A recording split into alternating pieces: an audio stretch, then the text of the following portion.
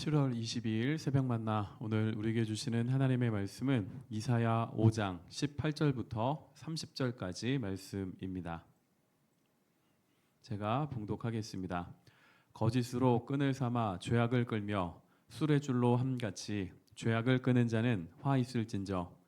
그들이 이르기를 그는 자기의 일을 속속히 이루어 우리에게 보게 할 것이며 이스라엘의 거룩한 이는 자기의 계획을 속히 이루어 우리가 알게 할 것이라 하는도다. 악을 선하다 하며 선을 악하다 하며 흑암으로 광명을 삼으며 광명으로 흑암을 삼으며 쓴 것으로 단 것을 삼으며 단 것으로 쓴 것을 삼는 자들은 화 있을진저. 스스로 지혜롭다 하며 스스로 명철하다 하는 자들은 화 있을진저. 포도주를 마시기에 용감하며 독주를 잘 빚는 자들은 화 있을진저. 그들은 뇌물로 말미암아 악인을 의롭다 하고 의인에게서 그 공의를 빼앗는도다. 이로 말미암아 불꽃이 그루터기를 삼킴같이 마른 풀이 불 속에 떨어짐같이 그들의 뿌리가 썩겠고 꽃이 티끌처럼 날리리니 그들이 만군의 여호와의 율법을 버리며 이스라엘의 거룩하신 이의 말씀을 멸시하였습니다. 그러므로 여호와께서 자기 백성에게 노를 바라시고 그들 위에 손을 들어 그들을 치신지라. 산들은 진동하며 그들의 시체는 거리 가운데에 분토같이 되었도다. 그럴지라도 그의 노가 돌아서지 아니하였고 그의 손이 여전히 펼쳐져 있느니라. 또 그가 기치를 세우시고 먼 나라들을 불러 땅 끝에서부터 자기에게로 오게 하실 것이라. 보라, 그들이 빨리 달려올 것이로되 그 중에 곤핍하여 넘어지는 자도 없을 것이며 조는 자나 자는 자도 없을 것이며 그들의 허리띠는 풀리지 아니하며 그들의 들매끈은 끊어지지 아니하며 그들의 화살은 날카롭고 모든 활은 당겨졌으며 그들의 말굽은 부싯돌 같고 병거 바퀴는 회오리 바람 같을 것이며 그들의 부르짖음은 암사자 같을 것이요 그들의 소리 지름은 어린 사자들과 같을 것이라. 그들이 부르짖으며 먹이를 움켜 가져가 버려도 건질 자가 없으리로다. 그날에 그들이 바다 물결 소리같이 백성을 향하여 부르짖으리니 사람이 그 땅을 바라보면 흑암과 고난이 있고 빛은 구름에 가려서 어두우리라.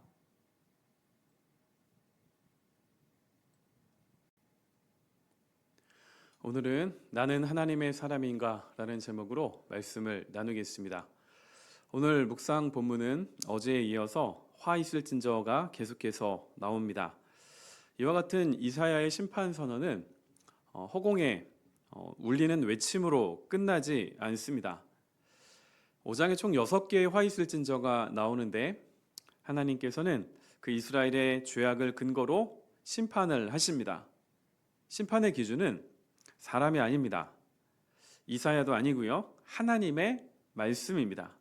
24절에 보시면 이로 말미암아 불꽃이 그루터기를 삼킴같이 마른 풀이 불 속에 떨어짐같이 그들의 뿌리가 썩겠고 꽃이 티끌처럼 날리리니 그들이 만군의 여호와의 율법을 버리며 이스라엘의 거룩하신 이의 말씀을 멸시하였습니다. 이스라엘이 이와 같은 행동을 보였던 이유는 방금 읽은 말씀에 나오는 것처럼 율법을 버리며 말씀을 멸시했기 때문입니다. 자, 이와 똑같은 표현이 나오는 성경이 민수기입니다. 민수기에서 하나님의 말씀을 멸시하고 하나님의 약속을 믿지 않았던 그들의 결과는 약속의 땅에 들어가지 못함으로 귀결됩니다. 이스라엘의 기준이어야 할 하나님의 말씀을 버리고 그 말씀을 멸시하면 그 자리에 무엇이 자리 잡게 될까요? 사람, 바로 내가 그 자리에 앉게 됩니다. 주변에서 일어나는 일들, 주변의 사람들, 하나님까지도 나를 중심으로 돌아가야 한다 이렇게 생각을 합니다. 본문에 나와 있는 이스라엘의 모습이 딱 그랬습니다. 그러면서 그들은 스스로를 이렇게 정의합니다. 우리는 하나님의 백성이다. 그러나 그들의 현실은 본문에 나와 있는 것처럼 죄의 덩어리였습니다. 그래서 이사야가 경고와 심판의 메시지를 선포해야만 할 지경에 이르렀습니다. 이 5장에는 총 6개의 화 있을 찐저가 들어있는데, 이 화 있을 찐저라는 이 말은 장례식장에서 곡하는 그 용어입니다.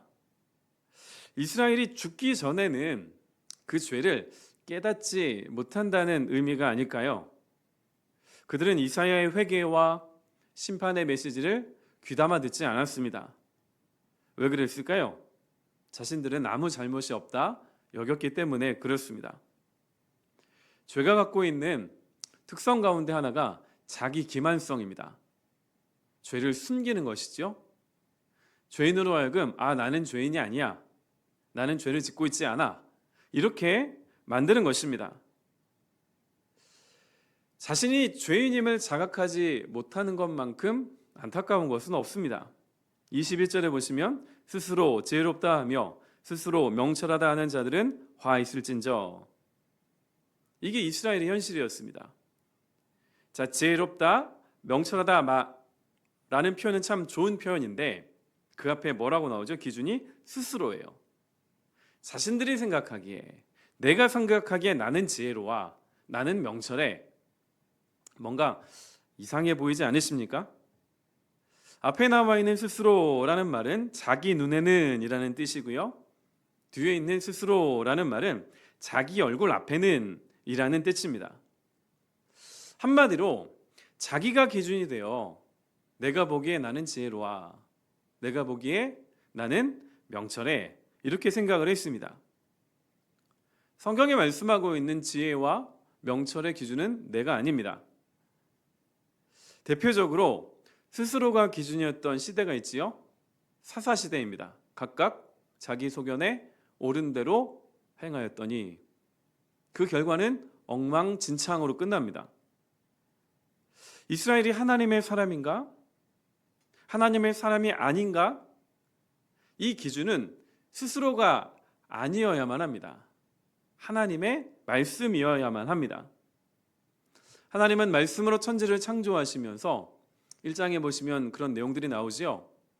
흑암과 혼돈, 그 공허가 가득했던 그곳들을 하나님께서는 말씀으로 질서로 바로잡으십니다. 질서를 세우셨는데 하나님의 말씀을 거부한 사람들은 하나님이 세우신 이 질서를 싫어합니다. 그리고 그것을 깨뜨려 버립니다.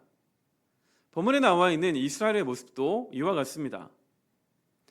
18절에 나와 있는 이 5장에 기록된 세 번째 화 있을진저, 이것은 거짓입니다. 거짓은 사탄이 갖고 있는 고유한 특성이지요. 그들은 거짓으로 죄를 일삼으며 19절에서 하나님을 조롱합니다. 하나님이 우리를 심판하실 것을 보게 하고 알게 한다고 웃기고 있네, 말도 안 된다, 조롱을 합니다. 그러면서 스스로를 어떻게 정의하죠? 우리는 하나님의 백성이야. 말로는 하나님을 믿노라, 스스로를 하나님의 백성이라 정의하고 있지만 하나님의 능력을 지금 무시하고 있습니다. 하나님의 능력을 인정하지 않는 하나님의 백성은 존재하지 않습니다. 이들의 조롱으로 끝나지 않습니다. 하나님이 세우신 선과 악의 질서를 깨뜨림으로 나타납니다.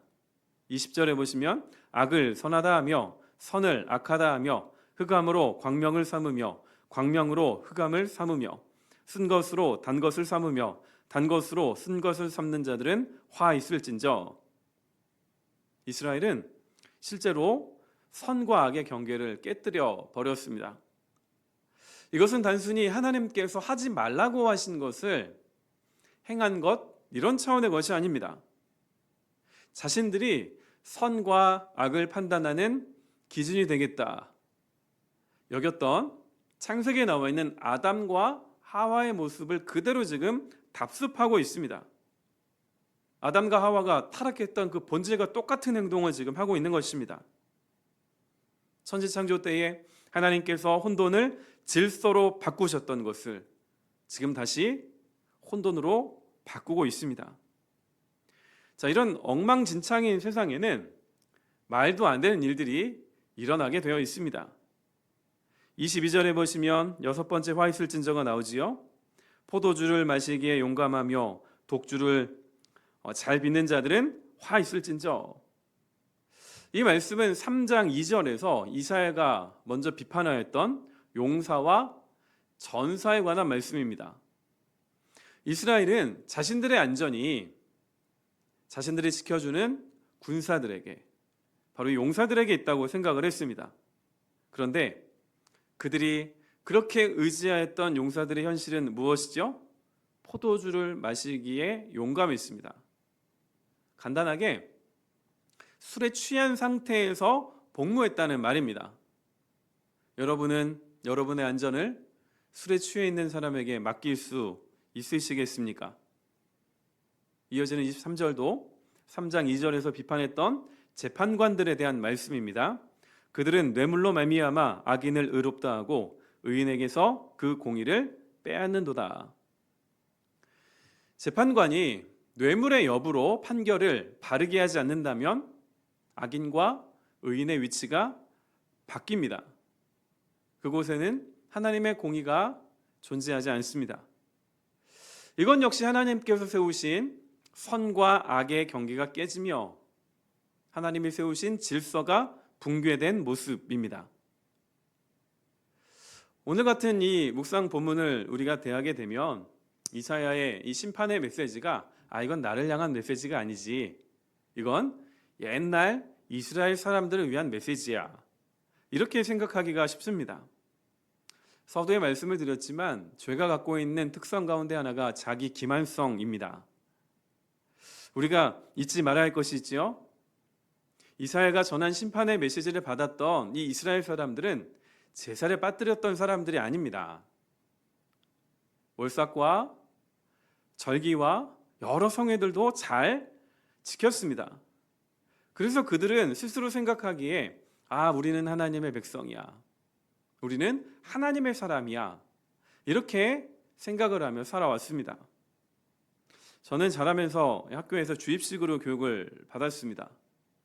그래서 이런 환경 아래에서 공부를 잘하는 사람이란 얼마나 많은 지식을 잘 암기하고 시험 볼 때 그것을 잘 쏟아내는가, 그렇게 해서 점수를 잘 맞는 사람이 공부 잘하는 사람, 이렇게 여겨졌습니다. 이와 같은 모습이 교회 안에도 들어오지 않았을까요? 믿음이 좋은 사람이란 누구일까요? 얼마나 성경을 많이 알고 있는가, 얼마나 성경 지식을 많이 갖고 있는가, 얼마나 정답을 술술 잘 말할 수 있는가, 이런 사람이 믿음 좋은 사람이라고 우리가 여기지 않아 왔을까요? 오늘 묵상 본문은 우리에게 누가 하나님의 사람인가를 고민하게 합니다. 신앙의 언어는 그럴듯하게 잘 사용할 줄 알지만 실제 삶 속에는 본문에 나와 있는 이스라엘의 모습과 같이 교만과 자만이 충만하여 도덕과 윤리를 무시하고 사회 정의를 왜곡하는 모습 속에도 나는 하나님의 사람이야 라고 혹시 착각하고 있지는 않으십니까? 혹시 지금 내가 본문에 나와 있는 이스라엘과 같이 내가 기준이 되어 하나님과 하나님의 말씀을 사용하고 있지는 않으십니까? 하나님께서 우리에게 원하시는 모습은 하나님과 하나님의 말씀이 기준이 되어 내가 그 말씀을 따라가는 것입니다. 오늘 우리가 스스로 생각하기에 나는 하나님의 사람이야 라고 생각하는 사람이 아니라 하나님이 보시기에 우리가 하나님의 사람으로 불리기 위하여 혹시 버려야 할 죄는 없으십니까? 오늘 묵상 본문에 나와 있는 이스라엘의 죄악의 모습을 바라보시면서 오늘 하루 내가 하나님 앞에 고백해야 할 죄, 나의 삶에서 떠나야 할 그 죄가 무엇인지를 기도하고 주신 마음에 순종하는 하루 되시기를 주님의 이름으로 축원드립니다. 기도하겠습니다. 아버지 하나님, 오늘도 귀한 새날을 은혜로 허락하여 주시니 감사합니다. 오늘 하루도 하나님의 말씀으로 시작합니다. 말씀을 듣고 말씀을 읽는 것으로, 말씀을 아는 것으로 멈추지 않기 원합니다. 하나님께서 원하시는 하나님 나라 백성다운 삶을 살아갈 수 있는 우리가 되도록 우리에게 은혜를 허락하여 주옵소서. 날마다 말씀의 거울 앞에 나아가 그 거울에 비춰지는 나의 심령의 모습을, 나의 믿음의 모습을 온전히 판단하게 하여 주시고 하나님께서 보시기에 합당한 하나님의 사람으로 살기 위하여 몸부림치는 우리가 되게 하여 주옵소서. 지금도 우리가 살고 있는 세상은 오늘 우리가 본문에서 살펴보았던 여러 가지 이스라엘의 죄악의 모습이 만연한 곳입니다. 그 속에서 우리가 죄에 물들어 살지 않게 하시고 하나님의 선하시며 기뻐하시고 온전하신 뜻이 무엇인지를 분별하며 어두운 세상을 밝게 비출 수 있는 하나님의 백성으로 살아가는 하루가 되게 하여 주옵소서. 예수님의 이름으로 기도드립니다. 아멘.